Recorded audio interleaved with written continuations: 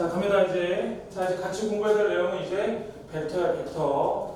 자, 처음 쉬울 때 한번 잘해봅시다. 처음 쉬울 때. 자, 우선 먼저 1번. 자, 정의 한번 가볼까? 벡터의 정의.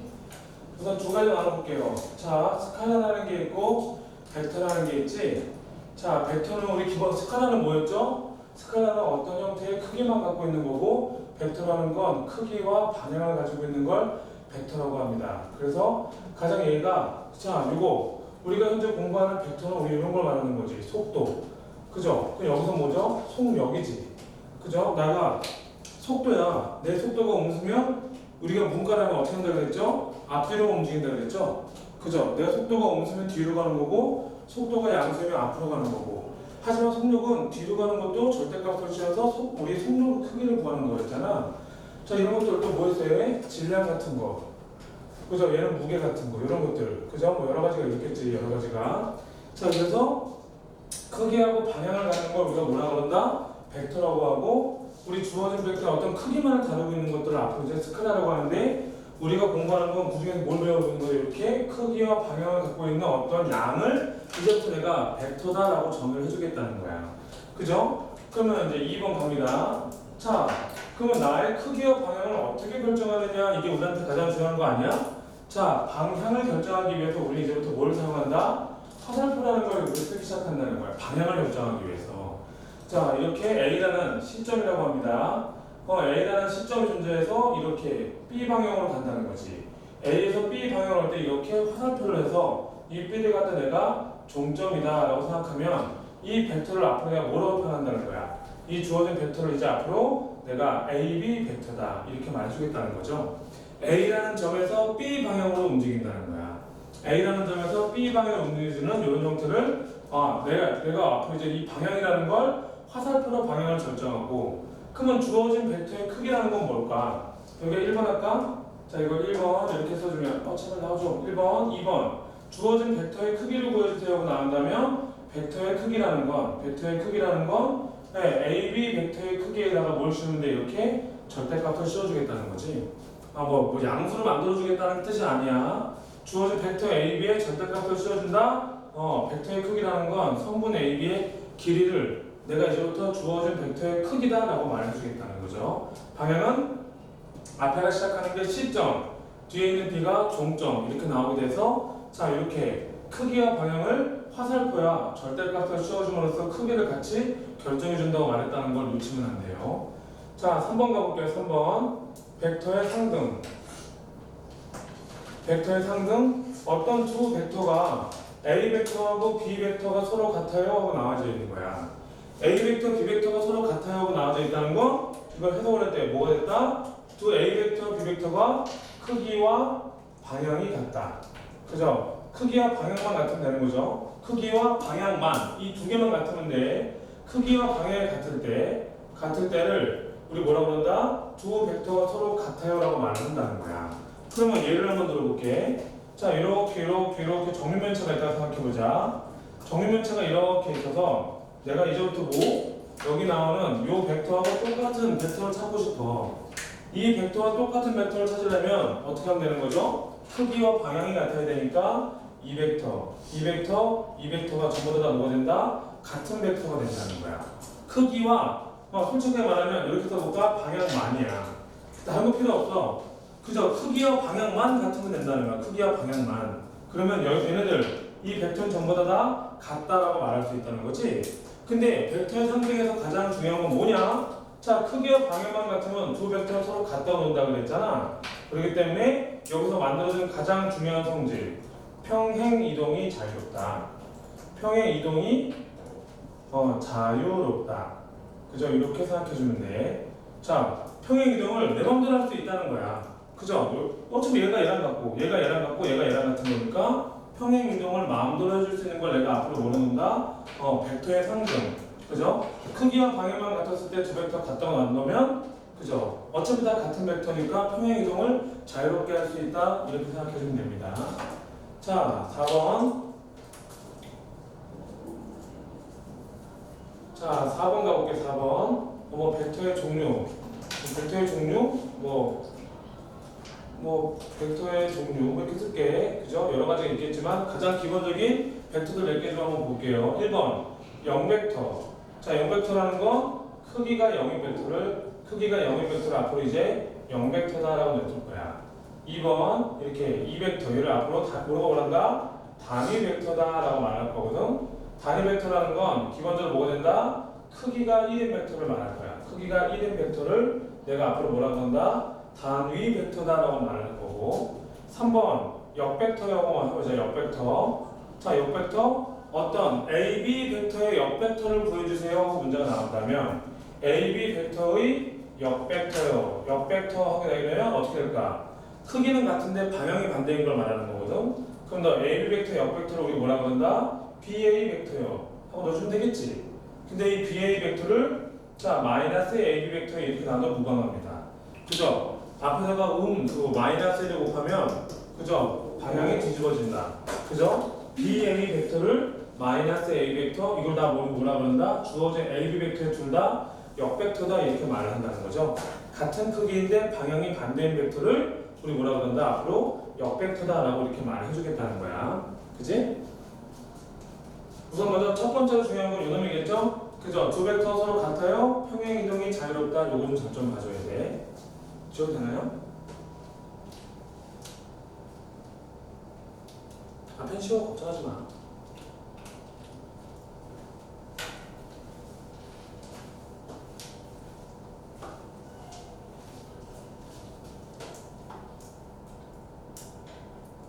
지워도 되죠?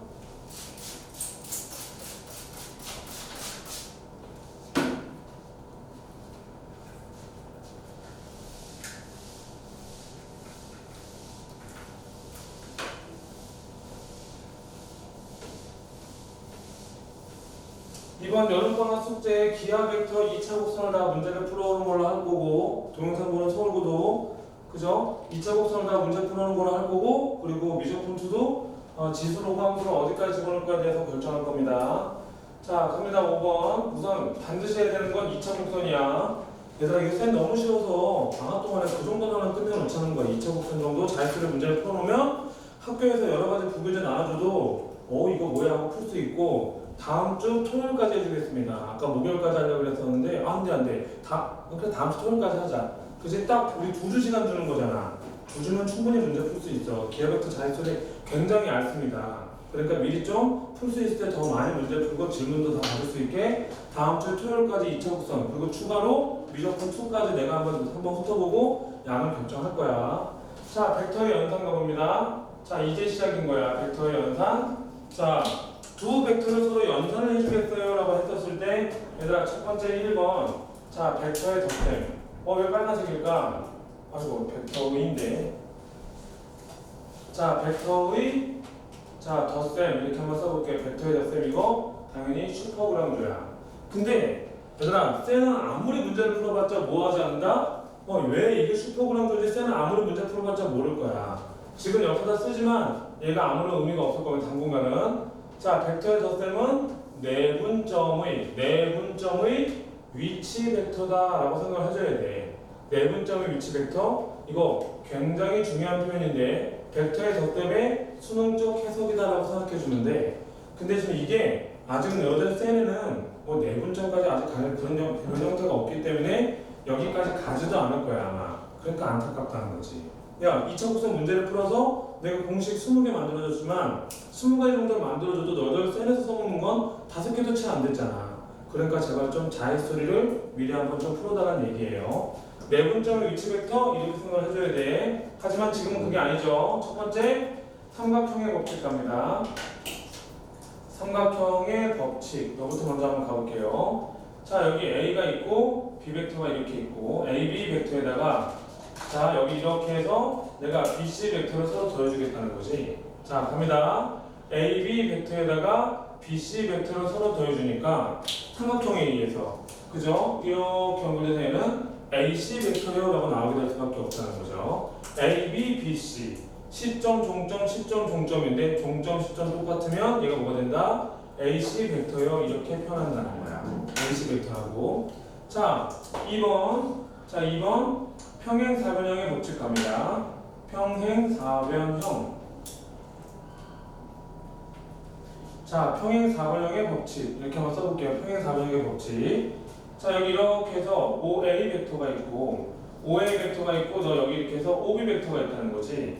그 두 개를 서로 더하게 되면 그죠? 자, 이렇게 해서 이렇게 보조선 한번 그어볼게요. 자, 이 OA 벡터가 이 녀석하고 똑같은 거 아니야? 평행사변형이 되면 아까 벡터는 평행이동이 자유롭다 그랬잖아. 그럼 OB 벡터 더하기 이 노란색 벡터 서로 더하게 되면 그럼 어떻게 되겠어? 요렇게 만들어지겠죠. 요렇게 여기 D가 있다 생각해 볼게. 그래서 우리 어떻게 한다? 자, 요 평행사변형의 법칙 OA 벡터 더하기 OB 벡터를 서로 더하면 뭐가 된다? 이렇게 OD 벡터요 이렇게 나온다는 거야. 그러면 얘들아 한번 찍어봐. 벡터의 덧셈을 하기 위해서 1번이 좋을까? 2번이 좋을까? 그렇지. 너희들이 반드시 이해되는 건 2번인 거야. 선생님 A, B, B, C, B, B 빠지면서 A, C 보기 너무 좋아요. 그렇지. 쟤는 그러니까 이거 나와. 안타깝지만 쟤는 이거 나와요. 이게 되게 중요한 것처럼 나온단 말이야. 하지만 얘들아 이 아래 게 더 중요한 거야. 어떤 벡터의 덧셈을 할 때 뭘 하겠다? 시점 일치. 그죠? 이 두 개의 시점을 일치하는 이런 행동이 우리한테 얼마나 중요한 행동인데 A, B, B, C 종점과 시점이 똑같으니까 사라져서 A, C 이건 의미가 없어. 어떤 벡터를 연산을 할 때에는 반드시 시점을 일치시킨다. 이걸 생각해 줘야 돼. 자, 그렇기 때문에 자, 이제 봐봐. 세가 여기 있어요. 안 보이지만 동영상에서 세가 여기 있다? 그럼 나는 벡터에서 중요한 건 뭘까? 세가 여기 있다는 이 손끝이 중요한 거야, 얘들아. 세가 여기 있어 하고 말하는 이 손끝이 중요한 거야. 나 얼굴 크게 나오는 거 아니야? 세가 여기 있어. 그죠? 여기서부터 여기까지는 뭐 하지 않는다? 절대 중요하지 않다는 거야. 얘들아, 여기에 현재 지금 내가 분필이 있잖아.